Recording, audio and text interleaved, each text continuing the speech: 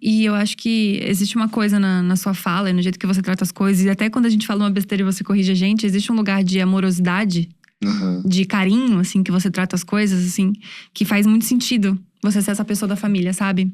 Porque é muito bonito o jeito que você trata essas coisas, assim, tipo, de você ter realmente esse olhar de carinho, sabe? Porque você tem motivos pra ser uma pessoa, sei lá, revoltada, brigado com a mãe, não gostar, fazer qualquer coisa. E você sempre traz esse lugar de amor, sabe? Isso é muito foda, assim. Acho que é uma coisa que eu tô admirando pra caralho, assim, das coisas que você tá falando. É porque eu acho que a vida já me falou de amor desde pequena, né? Eu sempre pensava assim, minha mãe me deu por falta de amor. Eu sempre pensava assim. E depois que eu virei mãe, eu entendi, caramba, ela me deu por amor. Quando eu conheci ela, eu entendi a narrativa dela, a história dela. Eu falei, caramba, minha mãe biológica sofreu pra caramba. Eu não vou expor ela aqui, mas ela teve uma vida desgraçada, assim. Então, ela subiu uma rua da favela e ela bateu em porta em porta pra saber que queria ficar comigo. Porta em porta. Até quando ela chegou na minha mãe, Dalva, a minha mãe ficou. As pessoas, elas não entendem como que meu pai era racista e homofóbico e me teve, né? Então, a minha mãe chegou em porta. Aí uma vizinha da rua de baixo falou, ó, tem a Dalva, que é o nome da minha mãe adotiva, que ela não pode ter filhos. Eu acho que se você for na casa dela, ela vai ficar com sua criança. Aí a minha mãe foi lá na casa da Dalva, e minha mãe olhou e falou, meu marido é caminhoneiro. Ele viaja muito, eu fico sozinha, e eu pedi pra Deus me enviar uma criança pra mim. E aí você, no outro dia, veio aqui. Nossa, que foda. Aí a minha mãe ficou comigo, passou uma semana, meu pai tava na estrada, meu pai voltou.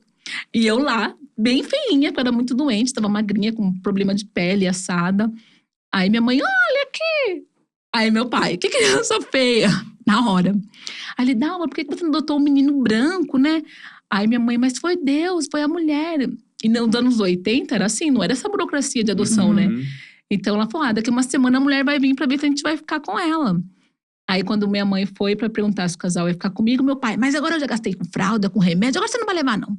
E a mulher já se apegou, meu pai tinha esse jeitão de falar, né? Agora a mulher já se apegou com a criança, agora eu já gastei, agora vamos adotar. Mas não quero mais você aqui no meu portão não. Aí foi assim. Então ele teve que lidar com tudo isso, né? Nossa. Ele teve que lidar com essa pessoinha que fui eu. E é um jeito de amar. E eu tacava muita coisa na cara dele, era muito louco. Era um jeito de amar muito diferente do que a gente tá acostumado, Talvez, assim, né?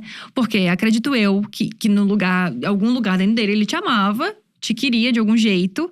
Mas era esse rolê, que essa casca grossa de que tratava as coisas de um jeito muito diferente. Eu só consegui conversar com meu pai. A gente teve uma última conversa, que eu até falo que eu sabia que ele ia morrer por causa dessa conversa.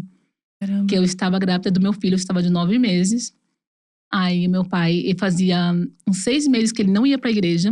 Eu já estranhei, falei, meu pai não tá indo mais pra igreja. Aí eu tava de 9 meses, né? E eu cheguei pra ele e falei, pai, o que tá acontecendo, né? Ele, eu tô cansada, não sei o que lá. Aí ele falou, eu posso te falar uma coisa? Aí eu falei, fala, pai. Aí ele pegou e falou assim, eu sei que eu nunca falei que te amo. Eu sei que eu não fui um bom pai. Eu sei que eu errei, mas você não sabe como foi pra mim. Eu nasci na roça, o meu pai só me batia. Na minha família a gente não brincava, não tinha nada disso, sabe? De falar, de pegar, de acolher. Mas pra sua filha, né? Porque o meu filho é uma criança não binária. Pra sua filha, eu vou ser um bom avô. E aí ele pegou e virou pra mim e falou, eu queria saber também, na sua religião, né? Porque eu falava pra ele que era espírita. Aí ele falava, o que vocês acreditam quando morrem? A hora que ele falou isso, eu lembro que eu respirei assim e falei, pai, a gente acredita nisso. Ele, tá bom. Ele tava pra aposentar, né? Ele, vou aposentar, vou comprar uma chácara, aí você é um avô, e você me desculpa. E ele, sempre que ele queria falar que me amava, ele falava, você gosta do pai? Aí eu falava, ele tá falando que me ama. Aí passou 2 semanas, ele faleceu. Caramba. Então foi naquele momento que a gente se perdoou e que eu tentei entender, né? Eu sempre falo, eu amei um pai racista e homofóbico. E você entender que você amou aquela pessoa, que a minha relação também era de gratidão. E eu entender, caramba, essa é a vida do meu pai. Ninguém falou pra ele. Ninguém falou pra ele que amava ele. Minha mãe também. Minha mãe saiu da casa dos pais dela com 11 anos para trabalhar em casa de família. Eles não tiveram essa relação.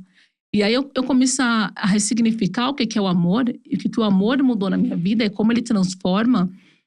E eu falei, caramba, tem karma e coisa que eu preciso cortar em mim. Se meu pai não me falou que me ama, não soube dar esse sentimento, minha mãe também não, Eu tenho que tomar muito cuidado para não passar isso pro meu filho e não passar isso adiante. Super. E não deixar morrer essa catuzinha aqui e não saber isso sobre amor, porque tudo é sobre amor.